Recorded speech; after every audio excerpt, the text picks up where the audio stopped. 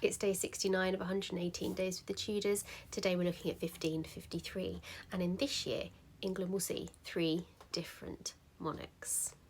Let's start off by talking about Edward. So in the January of 1553, he's not all that well. He's not at death's door yet, but he's feeling a little bit under the weather. And if you remember yesterday, 1552, of that year, he caught smallpox and measles, which has weakened his immune system. So January of this year, he's not feeling all that well. He redoes his will. He looks at the succession again, and he decides that he wants Jane Grey's heirs male, so any boys that she has, to succeed after him, so over Mary and Elizabeth. Why exactly he wants this is still a little bit debated. It's generally assumed it's because of religion, because Jane Grey is a Protestant, and a pretty pious one at that. Fast forward a little bit, and by the June he is very unwell. He has got a little bit better, but he's gone downhill again. He is very ill, and it's pretty clear to him that he's not going to live long enough for Jane to have those heirs male. So instead he changes it in something called, that's often referred to as the device, or his device for succession, so that Jane Grey comes first and then some male children that she might have. So he wants her to inherit the throne after he has gone. Now he dies in the July of that year, 1553, on the 6th of July, and there's not time for that device to get through Parliament to make it technically legal, but it's generally agreed that the people around him were all in favour of this, and actually they were trying to, quite cruelly in a way, trying to keep him alive with various lotions and potions long enough to get this sorted. So that's Edward. And then just to backtrack a little bit, who was Jane Grey? Well, Jane Grey is the granddaughter, if you remember, that Henry's sister Mary married his best buddy Charles Brandon. Okay, so they are the grandparents of Jane Grey. So she has royal blood through the maternal line. So that's why she's got the royal blood. She's an incredible young woman. She's the eldest of 3 girls. She's had a really incredible education. It was remarked at the time that she was even more intelligent than Elizabeth, and we know that she was sort of praised that. She spoke 8 different languages. There was even a remark at the time that while the rest of her family were off hunting, she was at home reading Plato. And she's a young girl as well. By the time she gets to the throne, she's 16, 17. So you really have got here a teenager leaving the throne to another teenager. They're both very young. So she's very young. She's very intelligent. Her family, rightly or wrongly, have been led to believe there's a chance that she would marry Edward and become queen consort. That obviously isn't going to happen. Edward's unwell. But she still expects, and her family still expect, a good, advantageous match here. She's got royal blood. She's very intelligent. She's an amazing young woman. But instead, Northumberland, who, if you remember, is now the person in charge of Edward before he dies, arranges for Jane to marry his 4th son. Okay, so the son of a duke, but not even the top son of a duke, the 4th one down, Guildford. So he arranges for them to get married. They have gotten married in the May.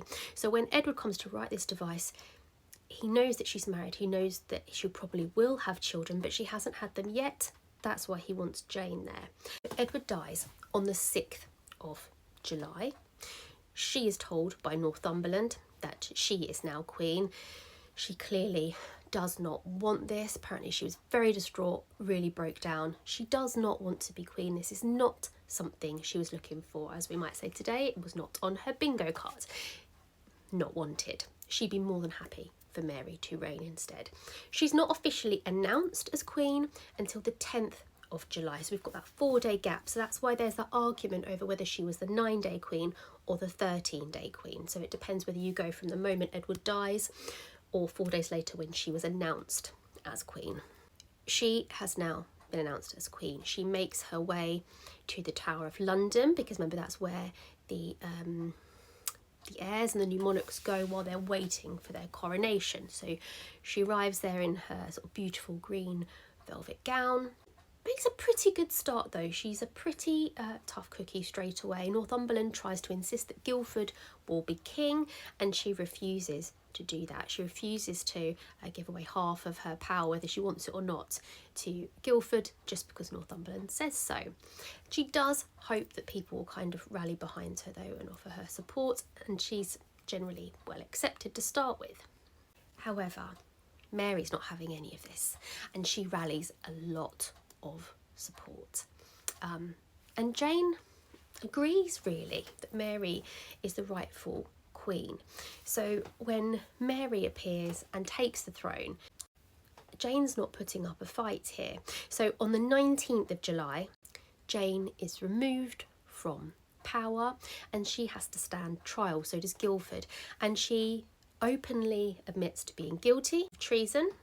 The feeling is that Mary, if she does this, Mary will be lenient. And that is what is expected. It's expected both Jane and Guildford will receive a pardon and eventually be allowed to live out their lives. So they're in the Tower of London at the moment. They've had their trial. They've pleaded guilty for treason. They're being held there. They're on ice for a bit. But the expectation is very much that Jane is going to be pardoned. Northumberland, however, Mary's never really liked Northumberland, and he really is the instigator of a lot of trouble here. So he is arrested on the 21st of July. He's sent to the Tower on the 25th of July, and then he's tried on the 18th of August, and he is found guilty of treason, and he is executed. He's executed on the 22nd of August as a traitor. Now, so things are not so great for Northumberland, but Jane and Guildford still have some hope. On the 1st of October, Mary has her coronation. Later in that month, she announces that she is going to marry Philip of Spain. Now, this is not a popular move. And what we're going to find in 1554 is the rebellions that happen because of the anger towards this marriage are going to have a direct impact on Jane Grey and Guildford. I will leave you to debate whether or not I should be calling her Queen Jane I or Lady Jane Grey. Edward wanted her to succeed. It didn't get through Parliament, but it probably would have done if there'd been time. She didn't have a coronation, but how important is that in being an official queen? She was only queen for 13 days or 9 days. Again, does that matter? I will let you argue that out in the comments should you wish. So I will see you tomorrow, 1554, when we'll find out what happens to Jane Grey and whose fault it is. See you then.